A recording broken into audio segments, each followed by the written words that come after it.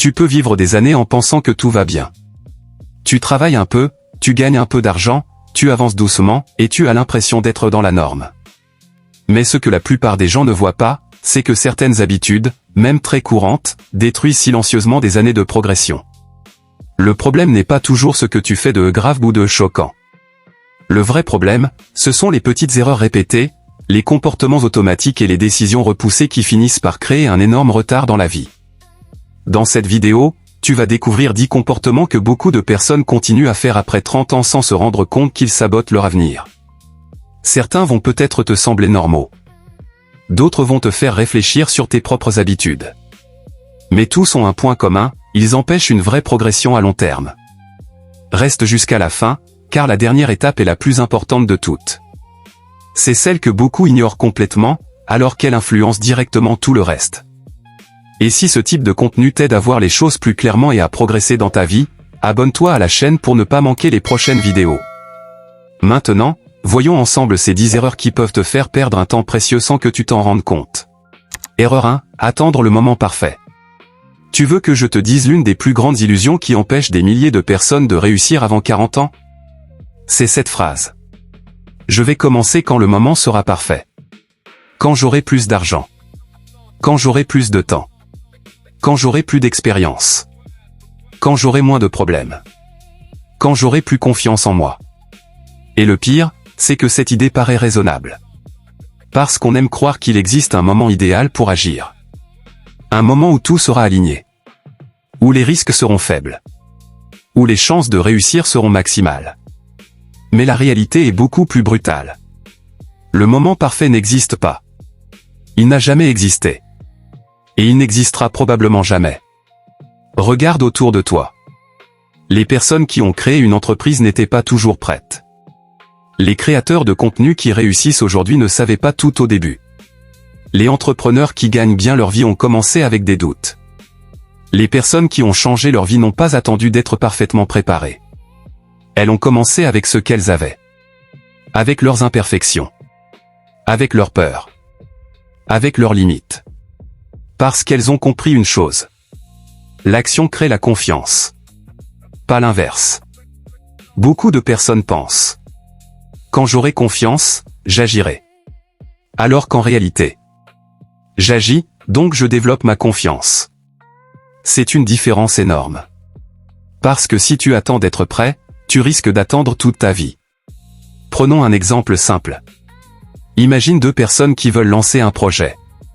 La première passe 3 ans à se préparer. Elle regarde des vidéos. Elle fait des recherches. Elle attend. Elle veut être certaine de réussir. La deuxième commence immédiatement. Elle fait des erreurs. Elle apprend. Elle corrige. 3 ans plus tard, qui a le plus de chances d'avoir progressé? La réponse est évidente. Parce que l'expérience réelle enseigne plus que la préparation infinie. Et pourtant, beaucoup de personnes préfèrent rester dans la préparation. Pourquoi? Parce que préparer est rassurant. Préparer donne l'impression d'avancer. Mais parfois, la préparation devient une excuse élégante pour éviter l'échec. Tant que tu ne commences pas, tu peux continuer à imaginer un futur parfait. Tu peux croire que ton idée est excellente. Tu peux rêver de ce que tu pourrais accomplir. Mais le jour où tu commences, tu affrontes la réalité. Et cette réalité fait peur. C'est pour cela que beaucoup restent bloqués. Pas parce qu'ils manquent de talent. Pas parce qu'ils manquent d'intelligence. Mais parce qu'ils attendent des conditions qui n'arriveront jamais. Les personnes qui réussissent avant 40 ans ont souvent compris quelque chose que les autres mettent des années à accepter. Tu n'as pas besoin d'être prêt pour commencer. Mais tu dois commencer pour devenir prêt. Alors pose-toi cette question. Quel projet repousses-tu depuis des mois? Quelle décision attends-tu encore de prendre? Quelle excuse te racontes-tu pour justifier cette attente? Parce qu'il est possible que ce ne soit pas le manque d'argent. Ni le manque de temps. Ni le manque de compétences. Mais simplement la peur déguisée en préparation. Et parfois, la décision qui change une vie est beaucoup plus simple qu'on ne le pense. Arrêtez d'attendre le moment parfait et commencez maintenant. Erreur 2, vivre uniquement pour impressionner les autres. Il existe un piège dans lequel beaucoup de personnes tombent sans même s'en rendre compte. Un piège qui leur fait perdre du temps, de l'argent et parfois même leurs rêves. Ce piège, c'est de vivre pour impressionner les autres. Au début, ça paraît normal. Tu veux être admiré. Tu veux montrer que tu réussis. Tu veux que les gens pensent que tu as une belle vie. Alors tu commences à faire des choix qui ne sont plus basés sur ce qui est bon pour toi, mais sur ce qui sera bien vu par les autres. Tu achètes des choses dont tu n'as pas vraiment besoin. Tu dépenses plus que tu ne devrais. Tu compares constamment ta vie à celle des autres. Tu poursuis une image, pas une réalité. Et c'est là que le danger commence. Parce qu'à force de vouloir paraître, tu oublies de construire. Beaucoup de personnes préfèrent avoir l'air riche plutôt que devenir réellement stable financièrement. Elles veulent les signes extérieurs de la réussite avant d'avoir construit les fondations. Une belle voiture. Un téléphone dernier cri. Des vêtements coûteux. Des sorties fréquentes. Tout cela peut donner une impression de succès. Mais l'impression n'est pas la réalité. Et souvent, derrière cette image se cachent des dettes, du stress et une absence de vision à long terme. Les personnes qui réussissent avant 40 ans comprennent une chose essentielle. Il vaut mieux être discret et progresser que paraître impressionnant et stagner. Elles ne cherchent pas à convaincre tout le monde. Elles cherchent à construire quelque chose de solide. Parce qu'elles savent que l'opinion des autres change rapidement. Aujourd'hui, on t'admire. Demain, on t'oublie. Alors que les conséquences de tes choix restent avec toi pendant des années. Une autre erreur fréquente est de comparer constamment sa vie à celle des autres. Les réseaux sociaux ont amplifié ce phénomène. Tu vois des personnes voyager. Tu vois des entrepreneurs réussir. Tu vois des gens afficher leur argent, leur réussite, leurs moments de bonheur. Mais tu ne vois qu'une partie de leur réalité. Tu compares donc tes difficultés réelles à la vitrine soigneusement sélectionnée des autres. Et cette comparaison permanente peut devenir toxique. Parce qu'elle te pousse à courir après des objectifs qui ne sont peut-être même pas les tiens. Les personnes qui réussissent avant 40 ans se posent une question différente. Qu'est-ce que je veux vraiment pour ma vie? Pas. Qu'est-ce qui impressionnera les autres? Cette différence semble petite. Mais elle change tout. Parce qu'à partir du moment où tu arrêtes de chercher la validation extérieure, tu récupères ton énergie. Tu prends des décisions plus rationnelles. Tu investis davantage en toi-même. Tu construis selon tes priorités. Et surtout, tu avances à ton propre rythme. Alors pose-toi cette question. Est-ce que certains de tes choix actuels sont faits pour améliorer ta vie, ou simplement pour impressionner des personnes qui, dans quelques années, auront peut-être complètement oublié ce que tu essayais de leur prouver? Parce qu'au final, la plus grande réussite n'est pas d'impressionner les autres. C'est de construire une vie qui te satisfait réellement, même lorsque personne ne regarde. Erreur 3, passer des heures sur les réseaux sociaux sans rien construire. Prends une seconde et imagine ceci. Tu te réveilles le matin. Tu prends ton téléphone juste pour 5 minutes. Tu regardes une vidéo. Puis une autre. Puis encore une autre. Tu ouvres une application. Puis une deuxième. Tu fais défiler. Tu regardes les autres voyager. Les autres gagner de l'argent. Les autres réussir. Et soudain, 1 heure s'est écoulée. Puis 2. Puis 3. Et à la fin de la journée, tu as l'impression d'avoir été occupé. Mais qu'as-tu réellement construit? Rien. C'est l'un des plus grands pièges de notre époque. Les réseaux sociaux ne sont pas mauvais en eux-mêmes. Ils peuvent t'apprendre des choses. Ils peuvent t'inspirer. Ils peuvent même te permettre de gagner de l'argent. Le problème, ce n'est pas l'outil. Le problème, c'est la manière dont tu l'utilises. Parce qu'il existe une énorme différence entre utiliser les réseaux sociaux pour construire quelque chose et utiliser les réseaux sociaux pour oublier que tu ne construis rien. Beaucoup de personnes passent leur vie à observer. Elles regardent les autres entreprendre. Elles regardent les autres créer du contenu. Elles regardent les autres progresser. Mais elles restent spectatrices. Et le plus dangereux, c'est que leur cerveau leur donne parfois l'impression d'avancer. Tu regardes une vidéo sur la motivation. Tu te sens inspiré. Tu regardes un entrepreneur parler de business. Tu te sens productif. Tu regardes une vidéo sur le succès. Tu as l'impression d'apprendre. Mais si aucune action ne suit, rien ne change. Tu accumules des informations. pas des résultats. Et il y a une phrase qui résume parfaitement cette situation. Regarder quelqu'un construire sa vie ne construit pas la tienne. C'est dur à entendre. Mais c'est vrai. Les personnes qui réussissent avant 40 ans ont compris une règle simple. Créer davantage que consommer. Elles utilisent les réseaux sociaux comme un outil. Pas comme une échappatoire. Elles apprennent. Puis elles appliquent. Elles regardent. Puis elles créent. Elles s'inspirent. Puis elles passent à l'action. Parce qu'elles savent que le monde récompense les créateurs bien plus que les simples consommateurs. Imagine 2 personnes pendant 5 ans. La première passe 3 heures par jour à regarder ce que les autres font. La deuxième utilise ces 3 heures pour apprendre une compétence, créer du contenu, développer un projet ou construire une activité. Au bout de 5 ans, leurs vies peuvent être totalement différentes. Pas parce qu'elles étaient plus intelligentes. Pas parce qu'elles avaient plus de chance. Mais parce que l'une a utilisé son attention pour construire. Et l'autre pour consommer. Alors fais un exercice simple. Regarde ton temps d'écran. Regarde combien d'heures tu passes chaque jour sur ton téléphone. Puis pose-toi cette question. Si j'investissais seulement la moitié de ce temps dans un projet ou une compétence, où pourrais-je être dans un an? La réponse pourrait te surprendre. Parce qu'au final, le vrai danger des réseaux sociaux n'est pas qu'ils te prennent ton argent. C'est qu'ils peuvent te prendre quelque chose de beaucoup plus précieux. Ton temps. Et une fois le temps perdu, personne ne peut te le rendre. Erreur 4, rester dans un travail ou une situation qui ne mène nulle part. Il existe une situation que beaucoup de personnes vivent pendant des années sans vraiment la remettre en question. Elles continuent, par habitude. Par sécurité. Par peur du changement. Ou simplement parce qu'elles ont appris à le supporter. Au début, ce n'est pas forcément un problème. Tu prends un travail, une activité, une direction de vie.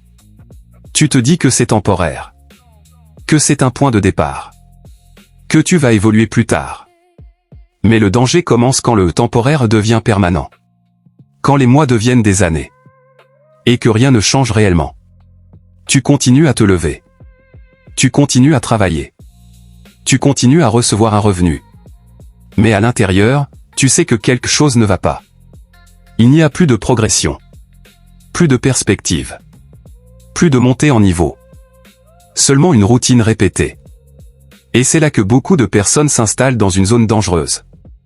La zone de stagnation confortable. Ce n'est pas une situation catastrophique. C'est même ce qui la rend piégeuse. Parce que tu peux y survivre. Mais pas forcément y grandir. Les personnes qui réussissent avant 40 ans ont souvent une différence importante. Elles ne restent pas bloquées dans une situation qui n'évolue pas pendant trop longtemps. Elles observent. Elles analysent. Et elles prennent des décisions, même inconfortables, quand elles voient qu'il n'y a plus de progression possible. Parce qu'elles savent une chose essentielle. Rester longtemps dans une situation sans évolution peut coûter très cher en opportunités perdues. Ce n'est pas seulement une question d'argent. C'est aussi une question de compétences. D'expérience. De réseau. Et de direction de vie. Chaque année passée dans une situation stagnante est une année où tu pourrais apprendre autre chose, développer autre chose, construire autre chose. Mais beaucoup de personnes restent par peur. Peur de l'incertitude. Peur de l'échec ailleurs. Peur de repartir à zéro. Alors elles préfèrent rester dans quelque chose de connu, même si cela ne les fait plus progresser. Et progressivement, elles s'habituent. Elles baissent leurs attentes. Elles s'adaptent à un niveau de vie, de travail ou d'ambition plus bas que ce qu'elles auraient pu atteindre. C'est un processus lent. Presque invisible. Mais réel. Les personnes qui réussissent avant 40 ans font souvent l'inverse. Elles cherchent activement à évoluer. Même si cela implique de l'inconfort. Même si cela implique des risques. Même si cela implique de quitter une situation stable. Parce qu'elles comprennent une chose simple. La stabilité sans progression devient rapidement une forme de blocage. Et rester trop longtemps dans un environnement qui ne t'élève plus peut te faire perdre bien plus que tu ne gagnes. Alors la vraie question n'est pas « Est-ce que je suis en sécurité ici ?» Mais plutôt « Est-ce que cet environnement me fait encore grandir ou est-ce qu'il me maintient simplement en place ?» Erreur 5, négliger ta santé. Il y a une erreur que beaucoup de personnes commettent quand elles sont jeunes ou en début de vie active. Elles pensent que leur corps est une ressource infinie. Qu'elles peuvent repousser le sommeil. Manger n'importe comment. Rester assises pendant des heures. Ignorer le sport. Et que tout ça n'aura pas de conséquences immédiates importantes. Et sur le court terme, c'est vrai. Ton corps peut tenir. Tu peux continuer à fonctionner malgré une mauvaise hygiène de vie. Mais le problème, c'est que le corps n'oublie rien. Il enregistre. Et il finit toujours par réclamer. Les personnes qui négligent leur santé pendant des années commencent souvent à en ressentir les effets plus tard. Fatigue constante. Manque d'énergie. Difficulté à se concentrer. Baisse de motivation. Problèmes physiques ou mentaux. Et à ce moment-là, même les objectifs les plus importants deviennent plus difficiles à atteindre. Parce que sans énergie, il devient difficile de construire quoi que ce soit de stable. C'est une réalité que beaucoup sous-estiment. On parle souvent de discipline financière, de travail, de motivation. Mais on oublie un élément fondamental. Ta santé est la base de tout le reste. Les personnes qui réussissent avant 40 ans ont généralement compris quelque chose très tôt. Leur corps n'est pas un obstacle à ignorer, mais un outil à entretenir. Elles dorment suffisamment. Elles font attention à leur alimentation. Elles bougent régulièrement. Elles essaient de maintenir un niveau d'énergie stable. Pas parce que c'est parfait. Mais parce qu'elles savent que leur performance dépend directement de leur état physique et mental. Un autre problème courant est de sacrifier sa santé pour gagner du temps. Travailler tard la nuit. Ne pas dormir correctement pour avancer sur un projet. Ignorer les signaux de fatigue. Mais ce temps gagné à court terme est souvent perdu en efficacité plus tard.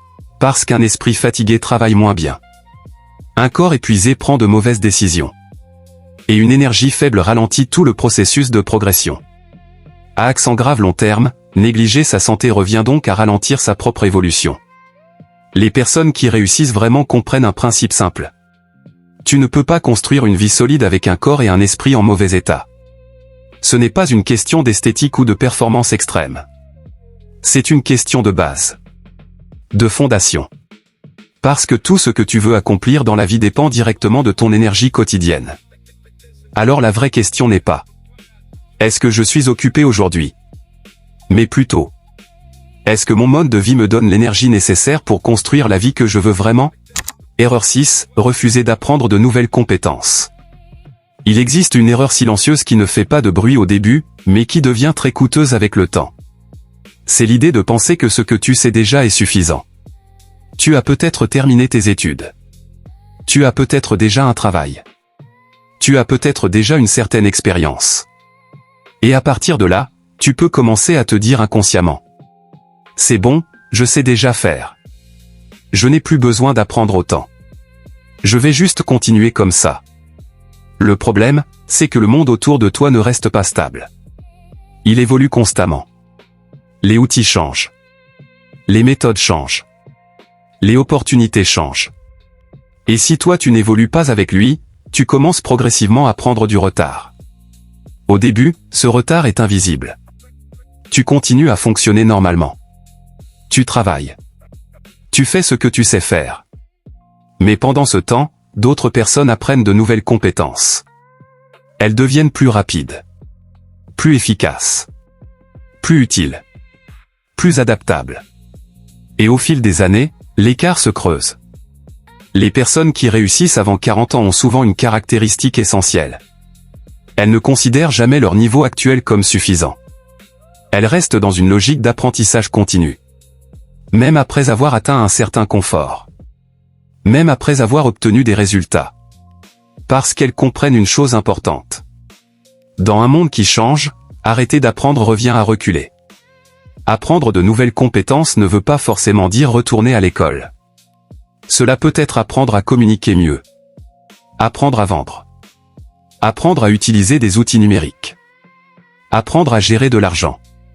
Apprendre à résoudre des problèmes concrets. Ce sont ces compétences pratiques qui créent des opportunités dans la vraie vie. Le problème, c'est que beaucoup de personnes confondent stabilité et suffisance. Elles pensent que parce qu'elles ont atteint un certain niveau, elles peuvent ralentir leur apprentissage. Mais la stabilité sans progression devient rapidement une limite. Parce que dans le même temps, d'autres continuent à progresser. Et ce qui était suffisant hier ne l'est plus forcément demain. Les personnes qui réussissent comprennent donc que l'apprentissage n'est pas une phase temporaire. C'est un mode de vie. Un processus continu. Une habitude. Et c'est souvent cette habitude qui fait la différence entre ceux qui stagnent et ceux qui évoluent constamment. Alors la vraie question n'est pas « Est-ce que je sais déjà assez ?» mais plutôt « Est-ce que je continue d'apprendre assez vite pour rester compétitif dans le monde qui change autour de moi ?» Erreur 7. Attendre qu'on te donne une opportunité. Il y a une erreur mentale très répandue qui bloque énormément de personnes sans qu'elles s'en rendent compte. C'est l'idée que la vie va, à un moment donné, leur redonner une chance. Une opportunité. Une personne influente. Une proposition inattendue. Une transformation soudaine de leur situation. Et en attendant ce moment, elles restent en position d'attente. Elles observent. Elles espèrent. Elles patientent. Mais elles n'agissent pas vraiment pour créer quelque chose. Le problème, c'est que les opportunités fonctionnent rarement comme ça. Elles ne tombent pas simplement du ciel. Dans la majorité des cas, les opportunités sont le résultat d'une préparation invisible. Elles apparaissent pour ceux qui ont déjà construit quelque chose. Pour ceux qui ont déjà développé une compétence. Pour ceux qui ont déjà montré de la discipline. Pour ceux qui ont déjà commencé à agir. Les personnes qui réussissent avant 40 ans ont souvent compris quelque chose de simple. Les opportunités ne sont pas seulement trouvées, elles sont créées. Elles ne passent pas leur temps à attendre un signal extérieur. Elles passent leur temps à construire des capacités qui rendent les opportunités possibles.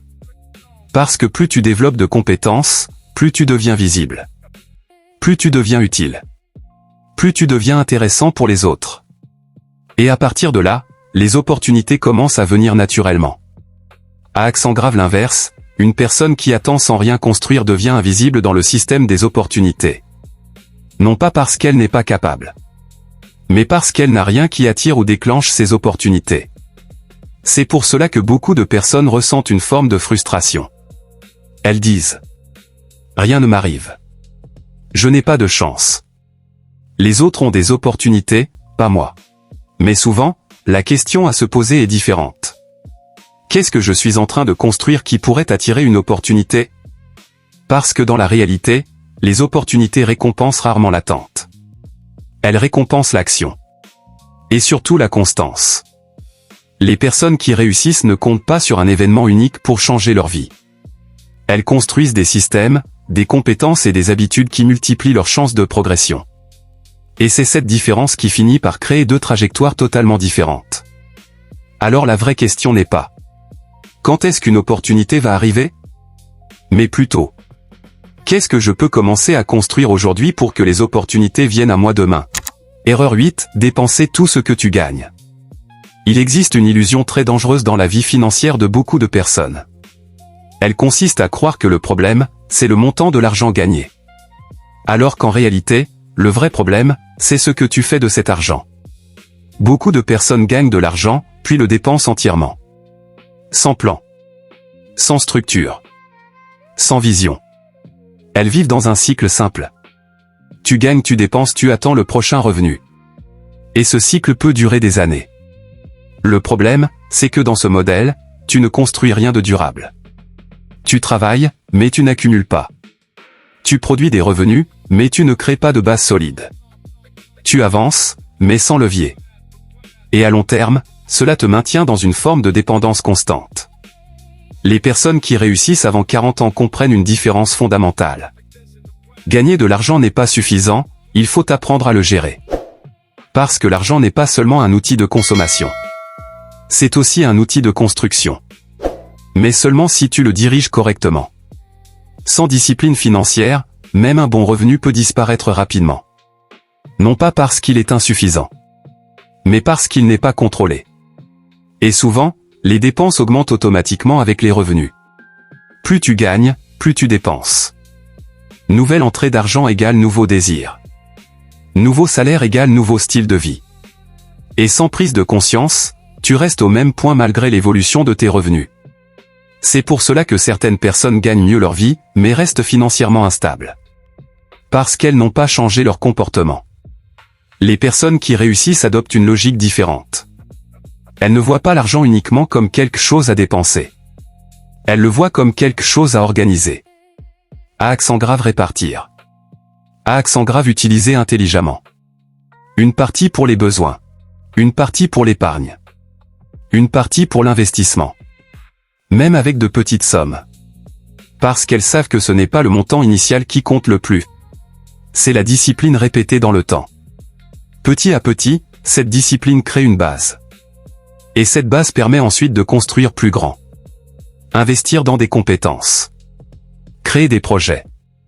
Saisir des opportunités. À accent grave l'inverse, dépenser sans structure empêche toute progression durable. Parce que tout repart à zéro chaque mois. Les personnes qui réussissent avant 40 ans ne sont pas forcément celles qui ont commencé riches. Ce sont souvent celles qui ont appris tôt à contrôler ce qu'elles gagnaient. Et cette compétence devient un avantage énorme sur le long terme. Alors la vraie question n'est pas « Combien est-ce que je gagne ?» mais plutôt « Est-ce que mon comportement avec l'argent me permet de construire quelque chose de durable ou simplement de survivre au mois suivant ?» Erreur 9, fréquenter des personnes qui ne veulent pas évoluer. Il existe un facteur que beaucoup de personnes sous-estiment complètement dans leur évolution personnelle et financière. Ce n'est ni le manque de talent, ni le manque d'opportunités, ni même le manque d'argent. C'est l'environnement humain dans lequel elles passent le plus de temps. Au début, cela ne paraît pas important. Tu restes avec des personnes parce que tu les connais depuis longtemps. Parce que c'est confortable. Parce que c'est habituel. Mais avec les années, quelque chose se produit de manière presque invisible. Tes conversations changent. Tes ambitions changent. Tes standards changent. Et pas toujours dans le bon sens.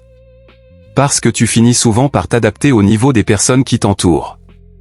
Si ton environnement n'a pas d'ambition, tu réduis naturellement la tienne.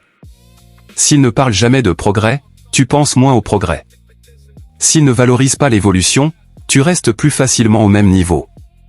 Et ce processus ne fait pas de bruit. Il est lent. Progressif. Presque imperceptible. C'est pour cela qu'il est dangereux. Les personnes qui réussissent avant 40 ans ont souvent compris une chose essentielle. Ton entourage influence directement la vitesse à laquelle tu évolues. Elles ne laissent pas cette variable au hasard. Elles font attention aux influences qu'elles acceptent dans leur vie. Elles cherchent des environnements où les gens apprennent. Où les gens construisent. Où les gens avancent. Même si cela demande de l'effort pour s'en éloigner ou pour en trouver de nouveaux. Parce qu'elles savent qu'il est difficile de grandir dans un environnement qui ne grandit pas. Ce n'est pas une question de mépris envers les autres. C'est une question de direction. Tout le monde ne poursuit pas les mêmes objectifs. Mais si tu veux évoluer rapidement, tu dois être conscient de ce qui influence ton rythme. Un environnement sans ambition peut te rendre confortable, mais aussi stagnant. Et avec le temps, ce confort peut devenir une limite. Les personnes qui réussissent comprennent donc qu'elles doivent protéger leur progression. En choisissant mieux leurs influences. En réduisant ce qui les ralentit. Et en augmentant ce qui les pousse à évoluer.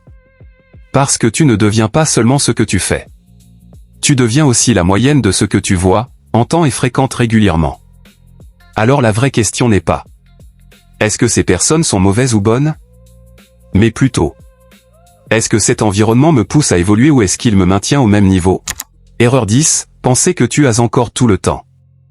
C'est probablement l'erreur la plus silencieuse et la plus coûteuse.